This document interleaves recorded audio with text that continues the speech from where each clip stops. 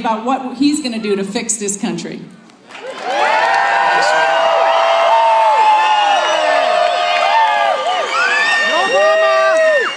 She's the best. It's all downhill from now. You guys, you're very kind to be here, and I appreciate your support tonight.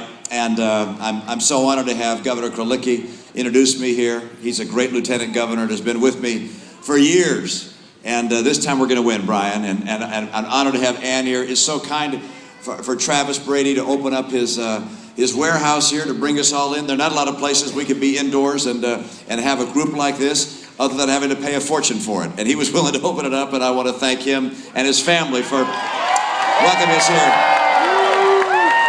Thank you.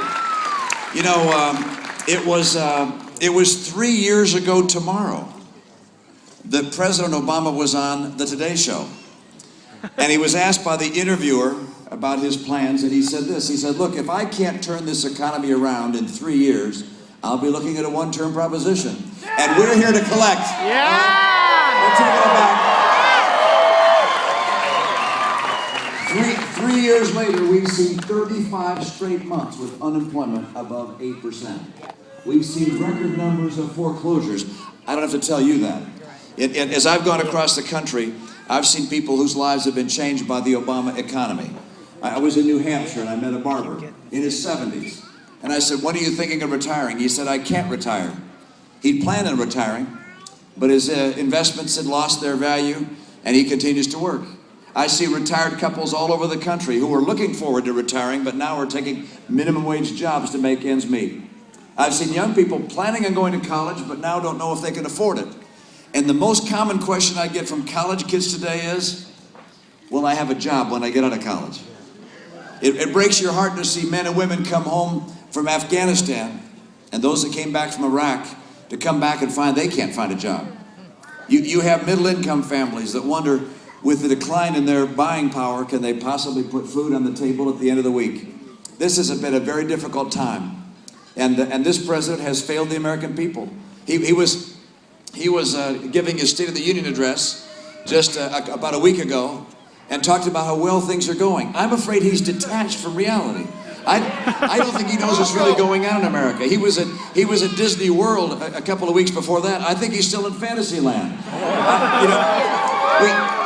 We needed leadership in this country. With the challenges we were going through when he was elected, we needed a strong leader. You go back to the words reported to have been said by Thomas Paine. He said, lead, follow, or get out of the way. Well, he was elected to lead. He has chosen to follow, and now we're going to get him out of the way.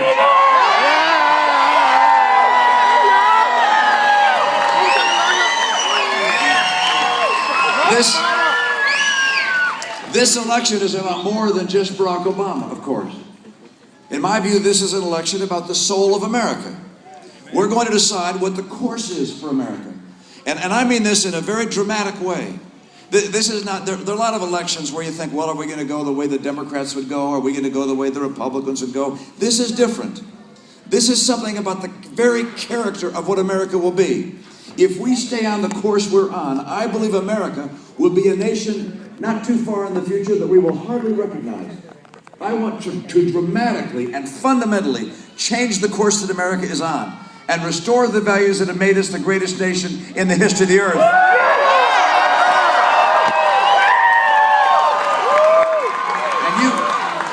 And you can go through them one by one and assess just how dramatically different the courses would be. You look at the spending and the borrowing. Republicans have talked about spending and borrowing for decades. Ever since I've been a kid, I've heard my dad talk about the need to balance budgets and to restrain spending. But now, it's really critical now, because we're facing a wall like Greece or Italy or Spain or France, and there's no nation or group of nations big enough to pull us out of that kind of catastrophe. And we're headed in that direction because each year he's spending about $1 trillion more than we take in. So our debt gets large, $15 trillion. He's on track by the end of his first term, his only term, by the way. He's on track by the end of his first term to have put together almost as much public debt as all the prior presidents combined. Look at what's happening. Look at the jeopardy he's placing our nation in, and our kids and ourselves. This is not just the next generation. I believe it's immoral to keep spending what we can't possibly repay and pass it on to our kids. But recognize the catastrophe can happen a lot faster. I will take a very different direction. You hear from politicians that they're going to slow the rate of growth of government programs. I'm looking for much more than that. I will cut out programs. I will reduce federal government spending. I will cap spending as a percentage of our economy. And I'll get us finally on track to a balanced budget.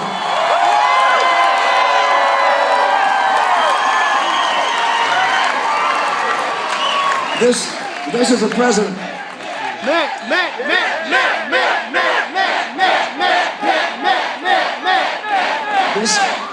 This is a president who has gone across the nation attacking and denigrating almost every business I can think of and people who work in business. I meet with small business people all the time, and they say, why is it we're under attack from our own government? I hear that all the time. And they lay out everything from regulations and taxation and the various burdens government places on small business. They just don't understand it. My guess is that people in business feel that their government doesn't like them very much. I love you. All right, I love that you're out there in business. I love that you're working hard, trying to create jobs and putting people back to work. This is a president whose view of free enterprise is taking your money to invest in the businesses owned by his friends. That's not free enterprise. That's crony capitalism. I will instead rely upon the ingenuity and the genius of free American people to build a strong economy to put Americans back to work.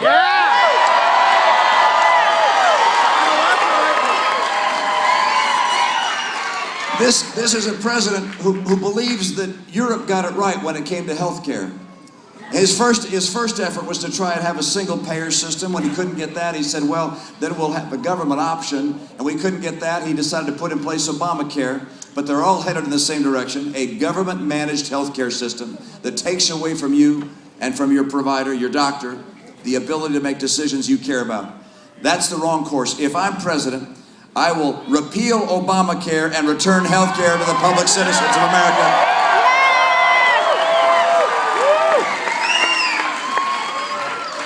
This is a president who inexplicably seems to want to appease the world's worst actors. Remember in his debates, he said he was going to sit down his first year with Castro, Ahmadinejad, Kim Jong-il, Chavez. Even they didn't want to meet with him, by the way. My view is that we do not appease the world's worst actors. We do not stand next to the world's worst tyrants. That's a tongue twister. We instead stand for American values and stand with our friends, and I will stand with our friends and work to provide a free and dynamic world that has democracy and freedom every chance I have.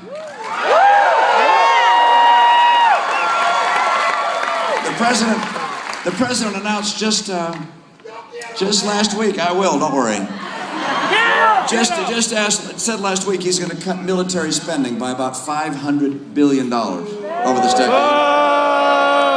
And if the world were so much safer, there might be an argument for that, but the world is not safer, it's more dangerous. And I hope you understand just what kind of condition our military is in. Do you realize our Navy is smaller than any time since 1917? Our Air Force is smaller and older than any time since it was founded in 1947. And you know that our troops have had multiple rotations to try and keep our responsibilities up, first in Iraq and now in Afghanistan. And yet, he's planning on cutting the number of active duty personnel by 50,000 to 100,000. In my view, this is the wrong course for our military. If I'm president, I will take our shipbuilding from 9 to 15 a year. We'll have 11 aircraft carrier battle groups. We will also add modern aircraft to our fleet. We'll add 100,000 troops, not take them down, and we'll give our veterans the care they deserve.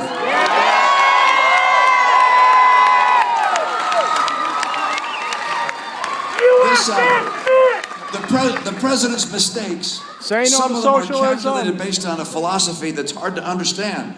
And some of you to scratch your head and say, how can you be so misguided and so naive? Today, his Secretary of Defense unleashed such a policy. His Secretary of Defense said that on a date certain, the middle of 2013, we're going to pull out our combat troops from Afghanistan. He announced that. He announced that. So the Taliban hears it, the Pakistanis hear it, the Afghan leaders hear it. Why in the world do you go to the people that you're fighting with and tell them the day you're pulling out your troops? It makes absolutely no sense. His naivete is putting in jeopardy the mission of the United States of America and our commitments to freedom. He is wrong. We need new leadership in Washington.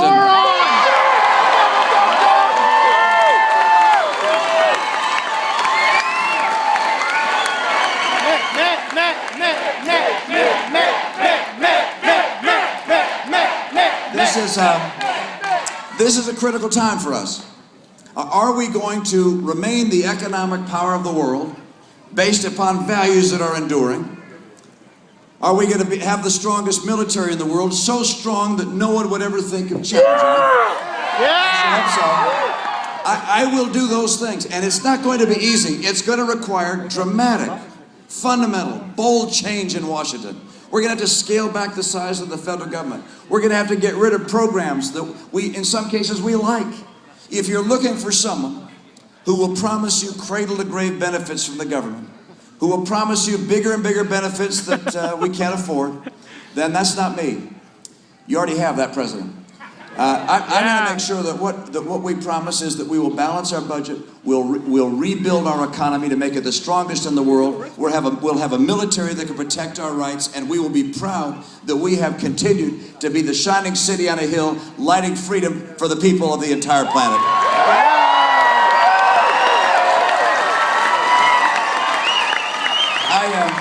I'm so happy to be back in Nevada. What a beautiful place it is.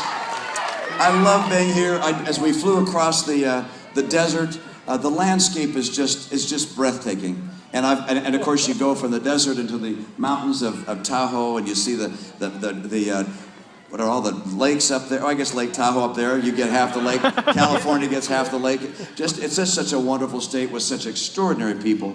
And I'm so happy to be with you. And the friendships I've made over the years with people in this state, they continue to make me and Ann, by the way, so pleased and so proud. We love being here. Fire Harry Reid. I love this country.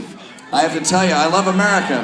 I learned to love America when I was just a little kid.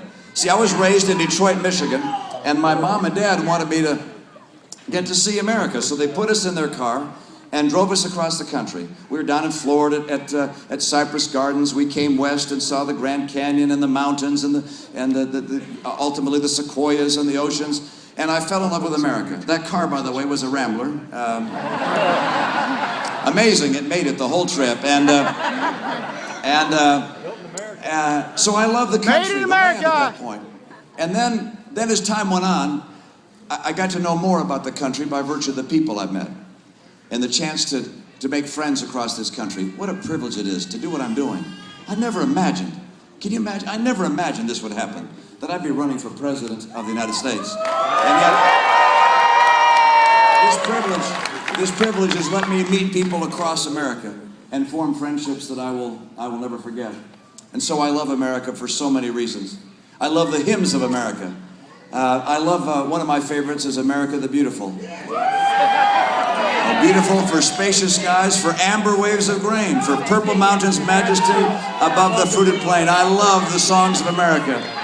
I'm not that good a singer. Number 2, there's another verse I love. Oh, beautiful for heroes proved in liberating strife, who more than self their country loved, and mercy more than life. Will our veterans please raise your hand, members of our armed services? Thank you, sir. Thank you, sir. Our veterans, thank you for your service. Thank you. There's another verse that has meaning for me. It says this, oh, beautiful for patriot dream.